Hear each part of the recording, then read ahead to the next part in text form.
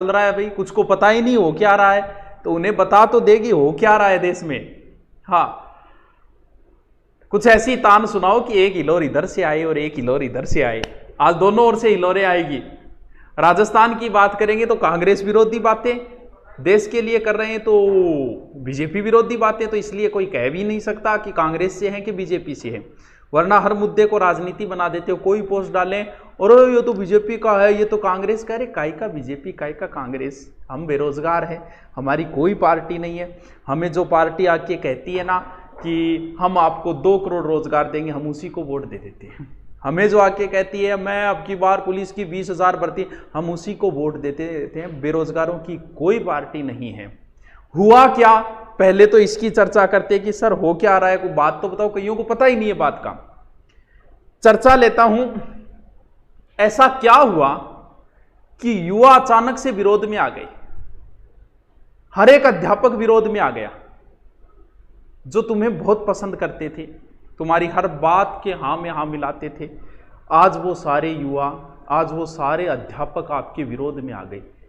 साहब क्या कारण रहा, कुछ चेक किया आपने? क्या अध्यापक राजनीति करने लग गए हैं? नहीं, अध्यापक तो राजनीति नहीं करते, कोई मतलब नहीं है, उन्हें पढ़ाई से ही फुर्सत नहीं है यार, कहां की राजनीति करे। तो फिर अध्यापक क्यों विरोध में आ गए आपके? क्या कारण रहा? क्या आपने चेक किया?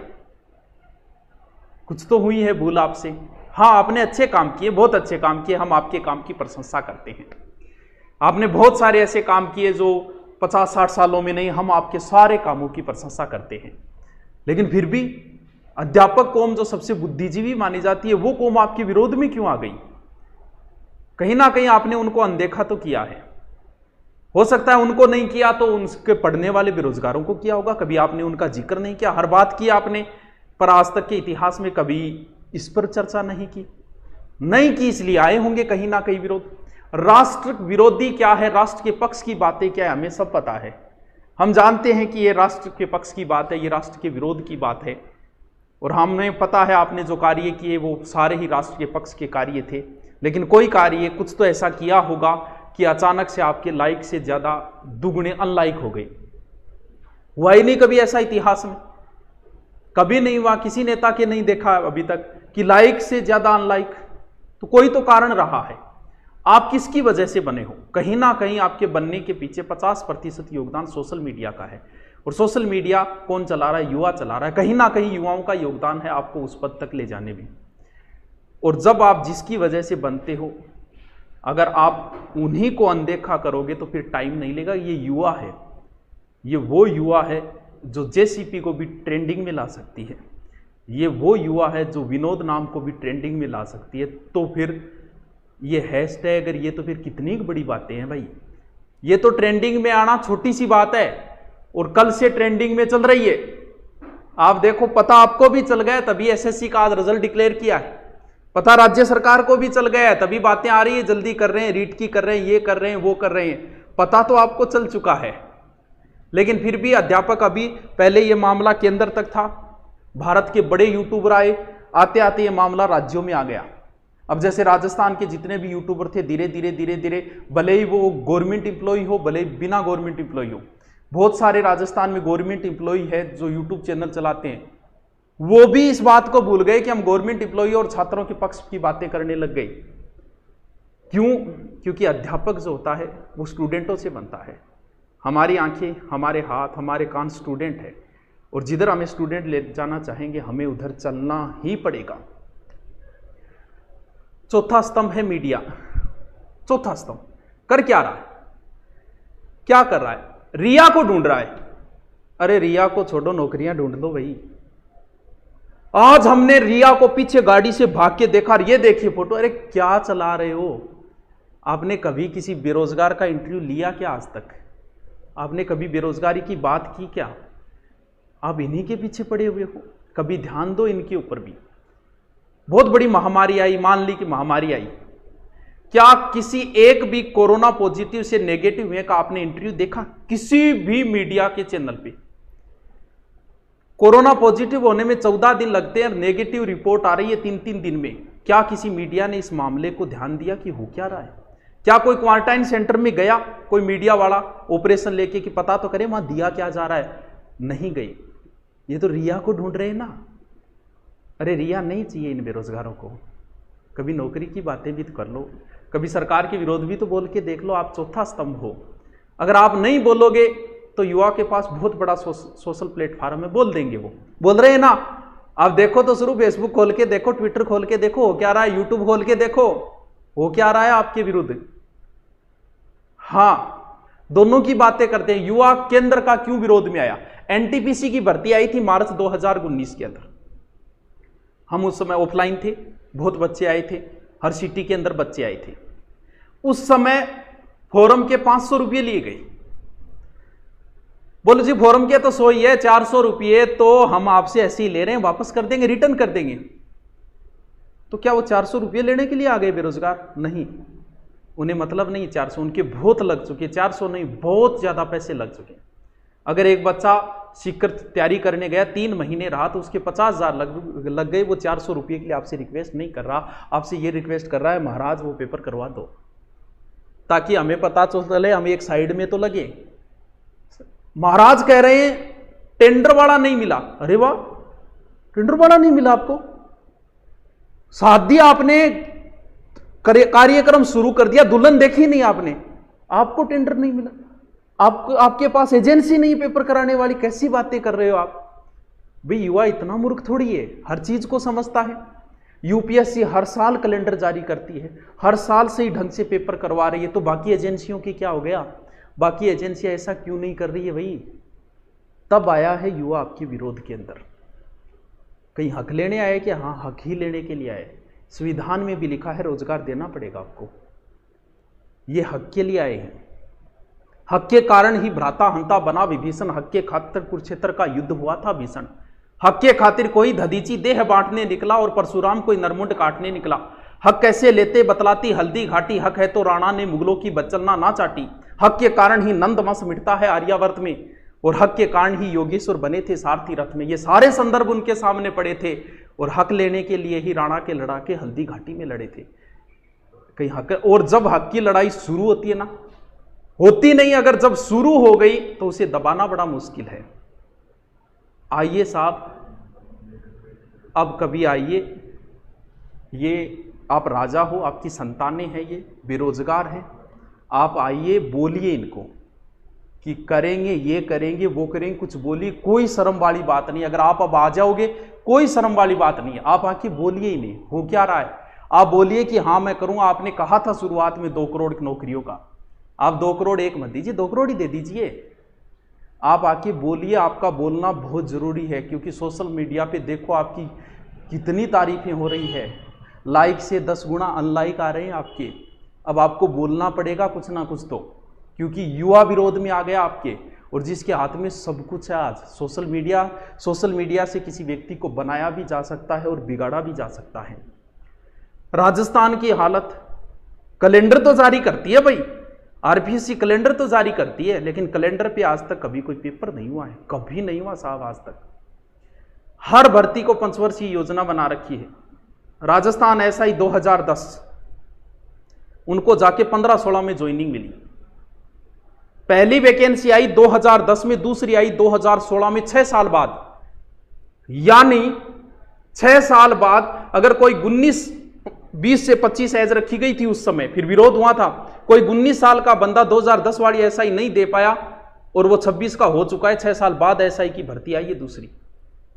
अभी तक उनको ज्वाइनिंग नहीं दी गई है, चल रही है 5 वर्षीय योजना ही चल रही है। राजस्थान की हालत ये, बहाने करते हो, कोरोना है। आप बीएसटीसी के 6 लाख बच्चों के पेपर करवा सकते हो कोरोना में, तो रीट फेस्ट लेवल के पिछली बार जो है 2,87,000 स्टूडेंट थे, 6 लाख से तो 3 गुने कम है साहब। रीट लेवल सेकंड के 7 से 8 लाख स्टूडेंट थे पिछली बार, 1 लाख और बढ़ गए होंगे। तो जब तुम 6 लाख का करवा सकते हो कोरोना में, तो फिर रीट में आप क्यों कह रहे हो कि कोरोना हो रहा है, ये हो रहा है, वो हो रहा है? ऐसे बहाने क्यों गढ़ रहे हो साहब?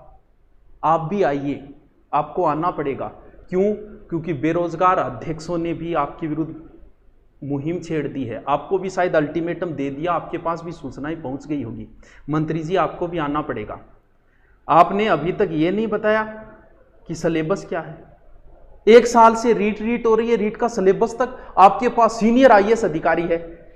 आप खुद बोल दोगे ना, आप ही कोर्ट हो, आप खुद बोल दोगे 2 पेपर होगा कि 1 पेपर होगा, ये सिलेबस होगा, आप ही सब कुछ हो, आप बोल सकते हो। आपको किसी सीनियर आईएएस का निर्णय लेने आप पूछने की जरूरत भी नहीं है। आप जैसा करोगे आप राजा हो, आप जैसा करोगे सिलेबस वैसा ही हो जाएगा। लेकिन बोलिए तो सही साहब, बोलना पड़ेगा अब आपको।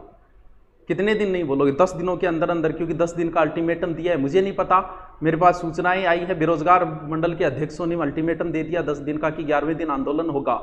इसे रोकिए। आप आइए, आके बोलिए कि हम रीट करवाएंगे, ये सिलेबस रहेगा, 1 पेपर होगा कि 2 पेपर होगा, आपको बोलना तो पड़ेगा। क्यों? क्योंकि युवा आपके विरोध में आ गया, पता नहीं कहां तक जा सकता है विरोध के अंदर। इसलिए जरूरी है कि आप भी आइए। हर बार रीट के ऊपर राजनीति, राजस्थान में हर बार रीट के ऊपर।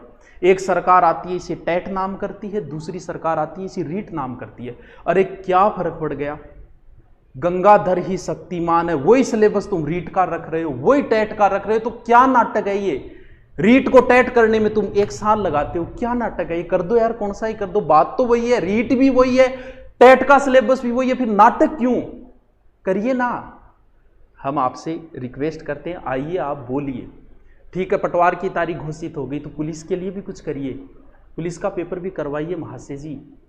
युवा बहुत ज्यादा आक्रोश में आ गया है, अब आपको आना पड़ेगा, बोलना पड़ेगा, कोई शर्म नहीं है। हम आपकी पोस्ट को खुद शेयर करेंगे। आप बोलिए कि शाम को मैं रीट को लेकर लाइव आ रहा हूं, हम आपकी पोस्ट को शेयर करेंगे। मुख्यमंत्री जी आप भी बोलिए पुलिस के लिए। जब आप 6 लाख बीएसटीसी वालों का पेपर करवा सकते हो तो फिर इनमें कहां समस्या आ रही है? कोरोना का बहाना तो नहीं चलेगा, क्योंकि आपने बीएसटीसी का पेपर करवाया है। 6 लाख का करवाया है तो आप 8 लाख, 6 लाख, 4 लाख वाले भी करवा सकते हो। तो फिर आइए ना, बोलिए। आप आइए, आपका इंतजार कर रहा है, सारा युवा आपका इंतजार कर रहा है, पूरे बेरोजगार आपका इंतजार कर रहे हैं। जितने भी है, अगर कोई रीट वाला है तो आप अपनी पोस्ट भले ही फेसबुक पे लगाओ, भले ट्विटर पे लगाओ। ट्विटर का भी मैं बताऊंगा कैसे। फेसबुक पे लगाइए मैं बेरोजगार हूं, सिलेबस जारी कीजिए। अगर कोई पुलिस वाला है तो लगाइए भाई साहब पेपर करवाइए।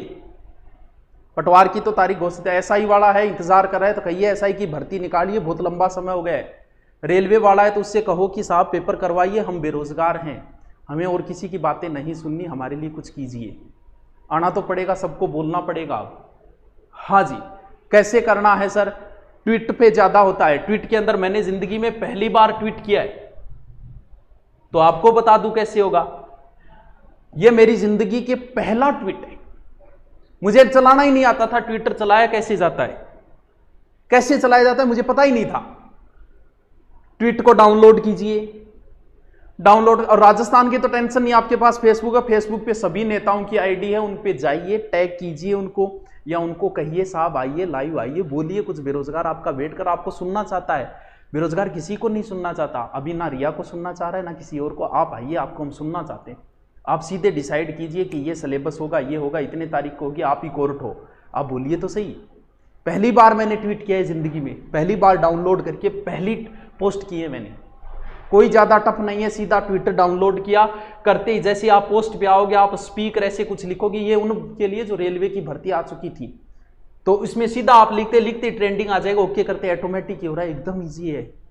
और बाकी आपके पास फेसबुक है, ये भी बहुत है, हर एक न्यूज उनके पास पहुंचती है। आज युवा विरोध में आया है, हाँ, तो नीचे बाकी दिया हुआ है टैग के वगैरह के आपकी सारी जानकारी। तो युवा अगर विरोध में आ गया है तो साहब कुछ तो होगा। इसलिए आप इस महामारी के बीच में इस तरीके से मजबूर मत कीजिए कि लोग सड़कों के ऊपर आए। आप बोलिए इन्हें कि हाँ हम करवाएंगे, हम आपको आश्वासन देते, आप हमारे पुत्र समान हो, आप हमारे, आपकी बेरोजगारी हमें दिख गई, कोई शर्म नहीं है। क्या शर्म है? आइए ना, हम आपका स्वागत करेंगे, हर एक बच्चा आपका स्वागत करेगा, आपको कोई नेगेटिव कमेंट नहीं करेगा। आप लाइव आइए, आके बोलिए, रीट के लिए बोलिए, आप मुख्यमंत्री जी आप बोलिए, मंत्री जी आप बोलिए, पुलिस के लिए मंत्री जी आप बोलिए कि हाँ ये भर्ती करवाएंगे, इतनी जल्दी करवाएंगे। रेलवे के लिए आप आइए, महामहिम आप आइए, प्रधानमंत्री जी आप आइए, आप भी आके बोलिए, क्योंकि आपके विरुद्ध देखते जाओ। अब और देखो चौथा स्तंभ क्या कह रहा है, ये जो अनलाइक आए हैं वो तुर्की से आए हैं। अच्छा, यूट्यूब हम भी चलाते हैं, हमें भी पता है यूट्यूब को कोई हैक कर रहा है तुर्की से। अच्छा, एनटीपीसी की तैयारी करने वाले तुर्की चले गए क्या? वहां से कर रहे हैं क्या? इतना रोजगार हो गया क्या उनके पास?